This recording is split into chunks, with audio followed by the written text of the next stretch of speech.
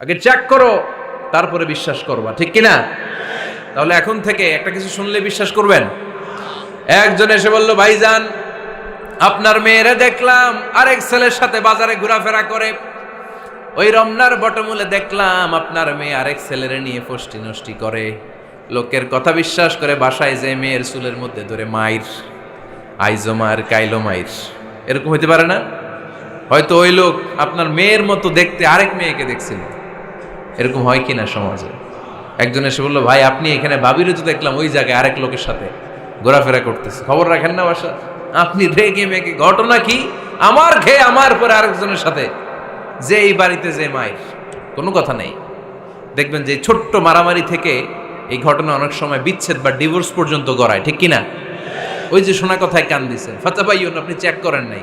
হয়তো আপনার স্ত্রীর মতো দেখতে বা আপনার স্ত্রী যে জামা পরে, যে পোশাক পরে, এরকম পোশাক পরে আরেক নারীকে দেখছে, আপনার বউ না এটা। আপনার মেয়ের ব্যাপারে যে তথ্য দিয়েছে এটা সঠিক নয়, সে আপনার মেয়ের মতো আরেকটা মেয়েকে দেখেছে, এসে আপনার কাছে বলে দিছে, আপনি বিশ্বাস করছেন। ভেজাল আছে না নাই? এই ভেজালগুলোকে থামানোর জন্য কোরআনে এই বিধানগুলো নাজিল করেছে কে? তাহলে ফরিদপুরের ভাইয়েরা, সমাজটারে সুন্দর রাখার তথ্য একটা শুনলেই বিশ্বাস করবেন না। সিলে কান নিয়ে গেছে শুনলেই সিলের পিছনে দৌড়, নাকি? কি করবেন? আগে কানে হাত দিয়ে একটু দেখবো কান দুইটা আছে না নাই, তারপরে চিলের পিছনে দৌড়াবো। তাহলে এখন থেকে আমরা তথ্য একটা শুনলে বিশ্বাস করব। তাহলে কি করবেন? বলতে হবে কি করবেন? যাচাই বাছাই, জাস্টিফিকেশন অফ দ্য নিউজ। কোন নিউজ জাস্টিফিকেশন ছাড়া আমরা প্রচার করব, বিশ্বাস করব, শেয়ার করব না।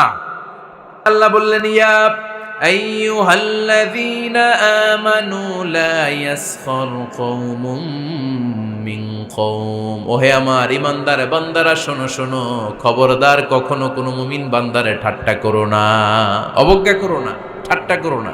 তার মনে কষ্ট হয় এমন কোনো কথা তারে বলো না। Never scoff of anybody. কাউকে নিয়ে ঠাট্টা করবেন না, তার দেহ নিয়ে, তার আকৃতি নিয়ে, তার বংশ নিয়ে। এক লোকের বাবা ছিল চোর, কিন্তু তার ছেলে অনেক ভালো। আপনি কি তারা বলতে পারবেন তুই চোরের ঘরের চোর? বলতে পারবেন? চুরি করছে বাবা, ওর কি দোষ?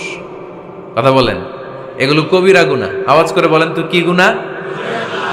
কবিরা গুনাহ। কারো আকৃতি নিয়ে, আমার ফরিদপুরের কলিজার টুকরা যুবক ভাইরা, কারো আকৃতি নিয়ে কখনো অবজ্ঞা করবে না, তুচ্ছ জ্ঞান করবে না। এটা কবিরা গুনাহ, এটা আল্লাহ খুব অপছন্দ করেন। এর কারণ আকৃতিটা আমাদের হাতে নাই। আমাদের কারো নাক লম্বা, কারো খাটো, আমরা কেউ কালো, কেউ সাদা, আমরা কেউ স্মার্ট, কেউ অন্যরকম। তো এই যে আমাদের এক এক ধরনের আকৃতি, এটা কি আমি বানাইছি? আপনি বানাইছেন? দিছে কে? এই জন্য কারো দেহের গঠন নিয়ে যদি আপনি অবজ্ঞা করেন, এটা প্রক্ষান্তরে আপনি স্রষ্টাকে নিয়ে অবজ্ঞা করলেন।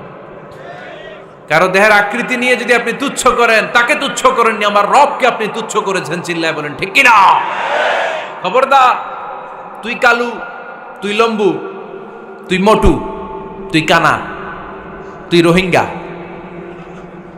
আছে না নাই? ইদানিং ইদানিং এটা খুব চলে।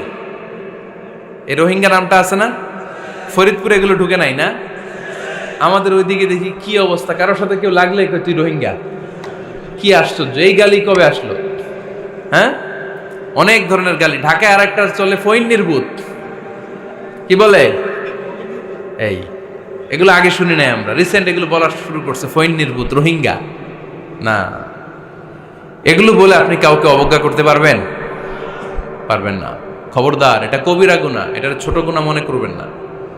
কারণ আকৃতি নিয়ে তুচ্ছ করা যায় না, কারণ আকৃতি দান করেছে কে? হুয়াল্লাযী ইউসাউইরুকুম ফিল আরহামি কাইফা ইয়াশা লা ইলাহা ইল্লা হুয়াল আজিজুল হাকীম। তিনি এমন সত্তা, যিনি তোমাদের চেহারার অবয়ব দিয়েছেন, তোমাদের আকৃতি দান করেছেন তখন যখন তোমরা মায়ের পেটের ভেতরে ছোট্ট জোকের মতো ছিলা। মায়ের পেটের ভেতরে আমরা যখন সবাই এত ছোট্ট, তখনই আমাদের চেহারার আকৃতি দিয়েছে কে? কে সুন্দর হব, কে ছেলে হব, কে মেয়ে হব, কে মোটা হব, কে চিকন হব আমার ইচ্ছা হয়েছি? আওয়াজ করে বলতে হবে, কার ইচ্ছায়? প্রত্যেককে যদি আল্লাহ প্রত্যেকের নিজের চেহারা ডিজাইন করতে দিতেন, আল্লাহ যদি বলতেন তোমার চেহারাটা কেমন হবে তুমিই ডিজাইন করো, তাহলে আপনি আপনারা কেমন বানাতেন?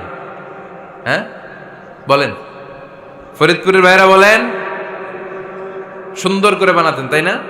সবচাইতে স্মার্ট, সবচেয়ে সুন্দর করে আমি আমার চেহারাটা বানাতাম যদি আমাকে ডিজাইন করার সুযোগ দেওয়া হতো। কিন্তু এই সুযোগ তো আল্লাহ দেন নাই। ডিজাইন স্বয়ং করে দিয়েছেন কে? কোন নারীকে যদি আল্লাহ বলতে এই নারীরা তোমাদের চেহারা কার কেমন লাগবে তোমরা বানাও, প্রত্যেক নারী কি করতো? বিশ্ব সুন্দরী করে নিজেকে বানাতো।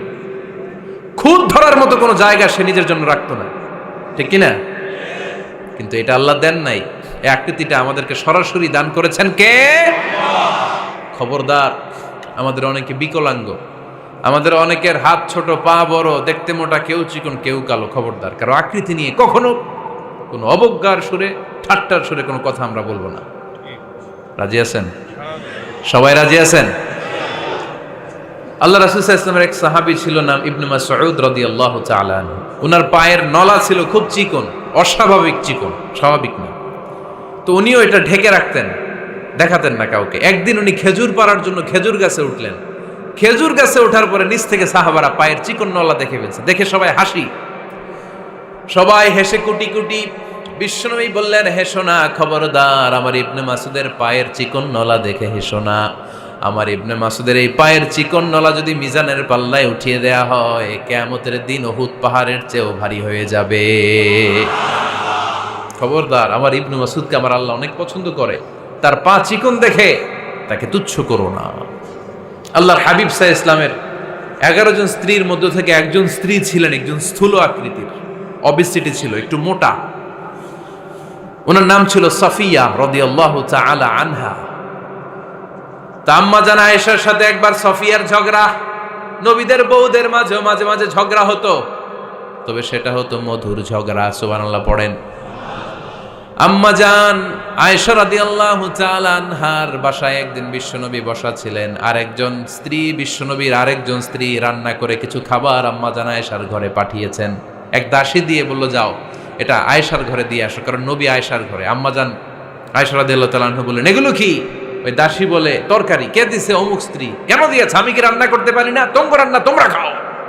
এই কথা বলে পাতিল সহ উড়ায় মারছে চেহারার মধ্যে। এর কারণ ওনারা মানুষ ছিলেন, মানবীয় ব্যাপারগুলো ওনাদের মধ্যেও কাজ করত। আবার এক স্ত্রী ঝোল দিয়ে রান্না করে কিছু খাবার নিয়ে এসেছে। আম্মা জান আয়েশা রেগে মেগে ওই ঝোল নিয়ে ওই স্ত্রীর গালের মধ্যে মেখে দিয়েছেন। বিশ্বনবীর আরেক বউয়ের গালের মধ্যে ওই ঝোল লাগাই দিস। এবার ওই স্ত্রী বিশ্বনবীর কাছে যেয়ে বলে, ইয়া রাসূলুল্লাহ, দেখেন আয়েশারে আপনি বেশি আদর করেন তো, দেখেন কি করে আমাদের সাথে। এই যে আমাদের গালের মধ্যে ঝোল মাখাই একেবারে মেকআপ বানাই দিচ্ছে। বিষ্ণু ইসা ইসলাম বললেন, তাই আয়েশাকে ডাকো। আম্মা জান আয়েশা রাদিয়াল্লাহু তাআলা আনহা আসলেন। আল্লাহ রাসূল সাল্লাল্লাহু আলাইহি ওয়াসাল্লাম বললেন, তুমি কি আমার এই স্ত্রীর সাথে এমন আচরণ করেছো? আম্মা জান আয়েশা বললেন, করেছি। কেন?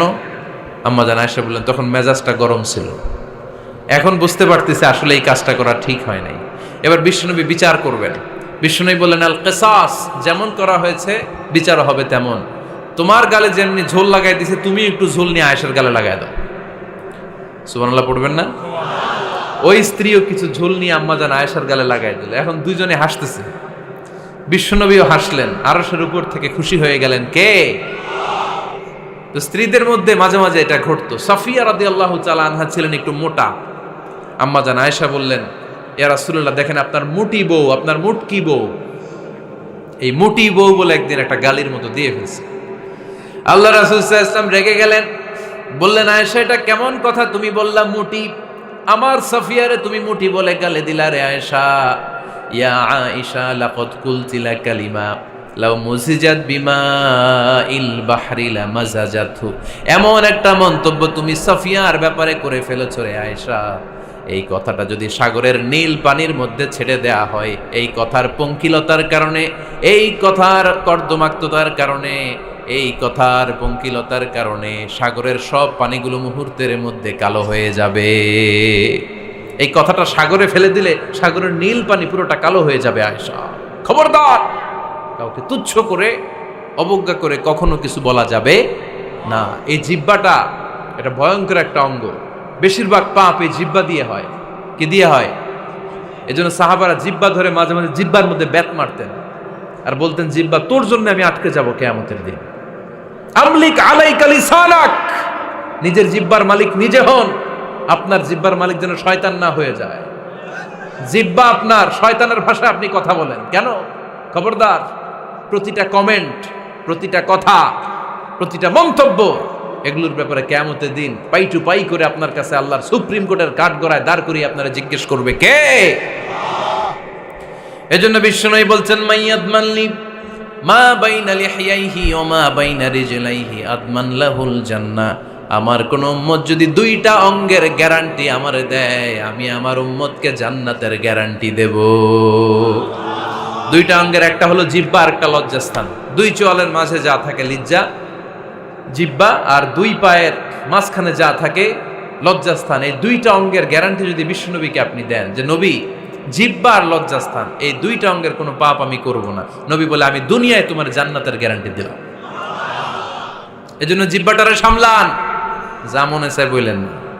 খবর আছে না নাই? খবর আছে। মা ইয়ালফিযু মিন কাউলিন ইল্লা লাদাইহি রাকীবুন আতীদ। যা মুখ দিয়ে বের হয় লিখে রাখার জন্য দুইজন ফেরেশতা রেডি করে রেখেছে কে? চিল্লায় বলেন। যতদিন আমরা বেঁচে থাকবো ততদিন থাকবে আমাদের কাঁধে। আমরা মরে যাবো, এই ফেরেশতারা উড়াল দিবে, ঠিক কিনা?